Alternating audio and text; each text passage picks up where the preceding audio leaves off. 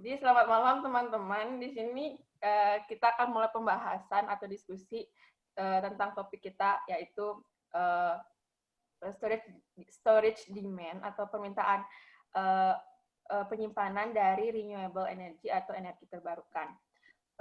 Saya sendiri perkenalkan, nama saya Sangayukuti Devi Saraswati, NIM 110-218-4101. Nama saya Muhammad Farreza, NIM 11021841183. Dan saya Ega Alvira, NIM 11021184061. Nah, mungkin kita mulai pembahasan pertama kita kali ya. Iya. Pertama kita itu ada penjelasan tentang apa sih itu energi terbarukan menurut pandangan kita masing-masing. Ada yang mau mulai nggak? Sok. Nggak ada nih ya? Ya, coba ejak dulu dah. Oke. Menurut, ini bahasanya formal atau gimana ya? Santai aja lah. Santai ya.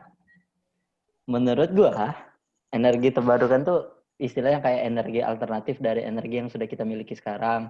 Contohnya kan kita berusaha mencari energi angin atau energi melalui air atau energi yang lain-lainnya. Ya intinya sih kalau menurut gua, pandangan gua itu energi alternatif dari gua.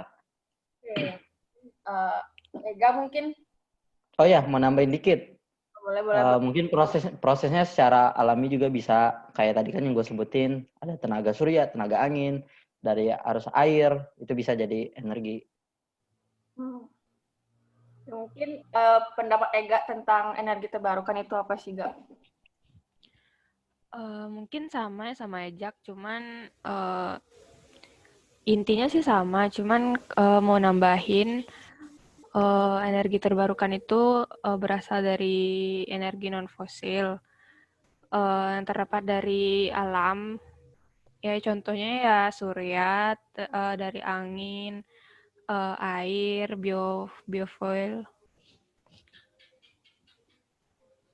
Nih menurut Depi nih sekarang.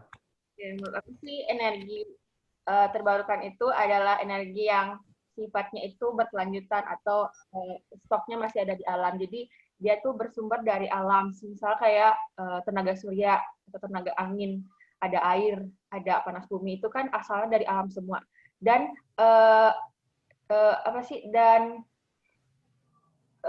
bersifat tidak akan habis kayak seperti itu. Nih gue mau nanya juga nih, kan sekalian ngebahas ini nih. Di daerah kalian masing-masing ada nggak sih energi yang udah dipakai? Maksudnya energi alternatif ya, bukan energi yang selama ini kita pakai. Kayak mungkin kalau di daerah gua, bukan di kotanya, ada daerah lagi, kayak di pedesaan, mereka menggunakan energi air buat memasok listrik mereka ada. Apalagi kan dia daerahnya dekat persawahan kan, terus arus air juga lumayan deras, jadi di perkampungan itu bisa menyalurkan listrik melalui energi air. Nah, di daerah kalian ada nggak sih yang udah menggunakan energi terbarukan atau energi alternatif? Kalau di Padang sih belum kayaknya deh. Di Padang belum. Terus kalau di Bali deh gimana? Karena mungkin Bali itu panas ya, nah, mataharinya tuh terik banget. Beberapa daerah itu udah ada yang memanfaatkan panel surya di beberapa rumahnya kayak gitu. Jadi mungkin kalau di Bali mah ya pemanfaatan sinar surya lebih ke itunya, panas mataharinya atau cahaya matahari kayak gitu. Ada tuh contoh yang paling dekat dengan kita di kampus di parkiran GKU itu udah pakai panel surya. Itu contoh yang terdekat. Oke. Emang iya? Ya. Nggak masuk ya Sega. Kuliah doang nggak merhatiin. Nah, kita tuh kan tahu ya banyak masalah energi terbarukan itu jenis-jenisnya apa aja kan. Nah, ya seperti yang kalian bilang dan gue bilang itu energi terbarukan itu sifatnya itu nggak akan habis gitu. Jadi seperti topik yang bakal kita bahas itu pasti perlu adanya penyimpanan dari si energinya itu. Nah, menurut kalian gimana sih kayak proses penyimpanan di Indonesia itu udah baik, berjalan baik atau gimana menurut kalian? Mungkin ada Kalau pandangan gua penyimpanan di Indonesia itu baru mungkin dipresentasiin baru sekitar 60% karena rata-rata menggunakan panel surya kan. Jadi dia nyimpen dari pagi sampai sore, terus di malam baru digunain. Itu doang. kalau dari Ega tahu lebih tentang penyimpanan di Indonesia mungkin atau secara global mungkin boleh. Kalau di Indonesia sih kayaknya belum maksimal, tapi kalau aku pernah baca di Australia itu udah memanfaatkan apa tuh namanya pump storage hydro. Itu tuh memanfaatkan sumber energi dari air. Jadi tuh prinsipnya tuh bisa share screen nggak sih? Boleh. Boleh kalau mau di-share screen. Paling gede nih nilai kita. Nggak bisa, Dep. Oh, nggak bisa deh. Host disabled partisipan. Masa sih? Udah deh. Mungkin bisa jelasin nggak? Coba dijelasin aja. Jadi tuh ada 2 tempat kayak sungai gitu. Bukan sungai sih. Mungkin di daratan tinggi ada bendungan, terus dibuat lagi di daratan rendah. Jadi tuh kalau misalnya kita butuh listrik, jadi tuh dialirkan dari daratan tinggi ke daratan rendah melewati pipa. Nah, terus itu dipompa buat gerakin generator. Nah, itu kalau kita membutuhkan listrik. Nah, kalau misalnya energinya berlebih, air yang di bendungan yang di bawah itu, energi yang berlebih itu digunakan buat mompa generator lagi, biar air yang di bawah ngalirnya ke atas gitu, ke bendungan atas. Jadi tuh kayak kalau misalnya kita butuh listrik itu dari atas ke bawah, kalau misalnya energinya berlebih, energi lebih itu digunakan buat mompa lagi biar air yang di bawah itu naik lagi gitu. Itu sih. Dep. Kalau dari yang lain, ada nggak contohnya yang lain? Ada Depi nih. Gua kalau contoh ada nih dari ini Swiss. Mereka sekarang lebih mengembangkan melalui panas perut bumi. Jadi mereka menyimpannya itu melalui goa-goa gitu. Terus saat digunakan baru mereka menyalurkannya dengan pompa-pompa juga kayak yang di Ega jelasin tadi. Itu sih. Sok Depi. Kalau dari gue, pokoknya yang gue baca itu, gue sempat baca sih, itu tuh ada kayak battery gitu loh, nanti bakal dikembangin itu. Karena kan energi terbarukan itu termasuk energi yang hasil listriknya itu banyak ya. Jadi nanti listrik dari energi-energi yang belum kepake itu nanti bakal disimpan dulu nih di baterai besar itu. Nanti buat ditransmisi, kalau kita butuh, nanti ditransmisikan ke beberapa daerah gitu. Tapi masalah yang gue baca tentang pengembangan alat ini itu dari transmisi transmisi listriknya, karena susah gitu loh.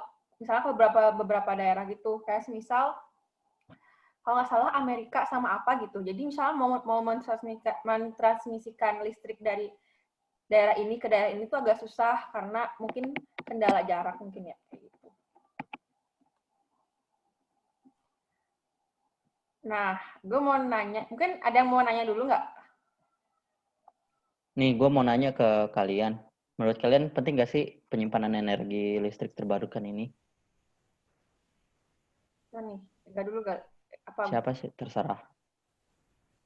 Penting sih menurut gue, karena salah satu faktor penting dari renewable energy itu adalah penyimpanannya gitu.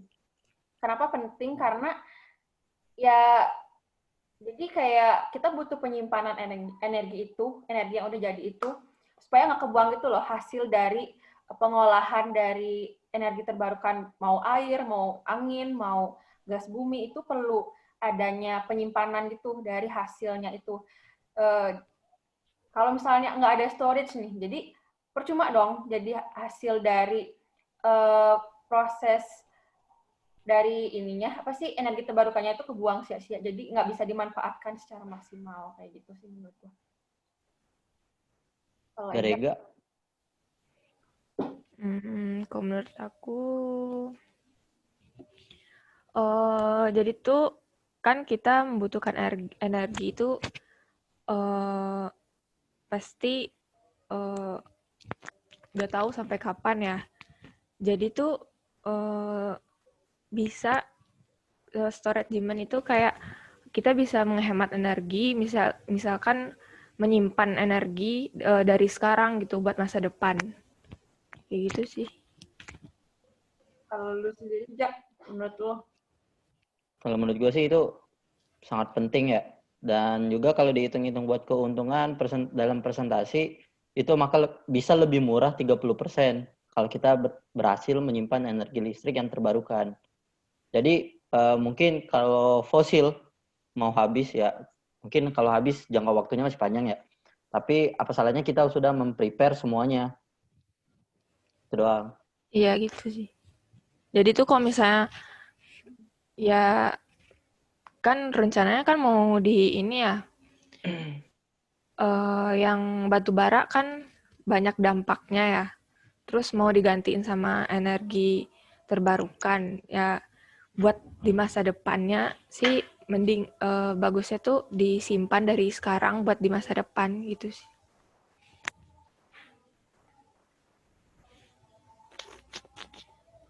Terus apa lagi nih? Lo tadi Dep mau nanya kan? Kayak Oh ya, gue lagi mau nanya nih. Selagi Depi belum tahu mau nanya apa. Menurut kalian nih, di Indonesia paling cocok menggunakan energi apa selain panel surya? Selain panas matahari ya?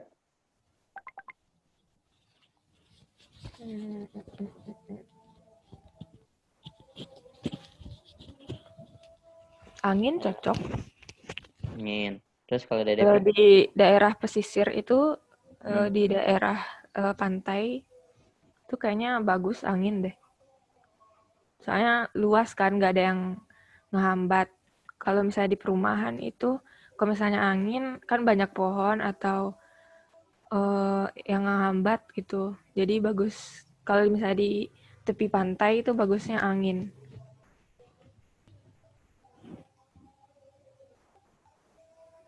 kalau gua sih energi ocean thermal atau thermal laut ya.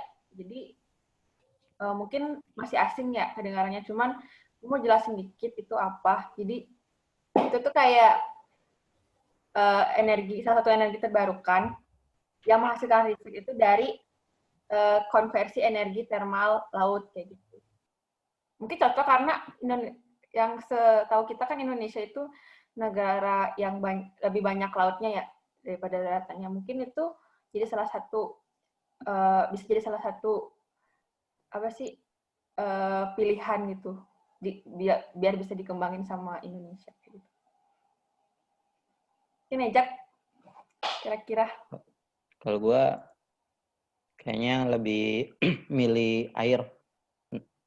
Karena bisa ngambil juga dari laut kayak yang Devi jelasin kan. Udah. Udah. Ada nggak yang mau bertanya? Silahkan. Sebelum diakhirin.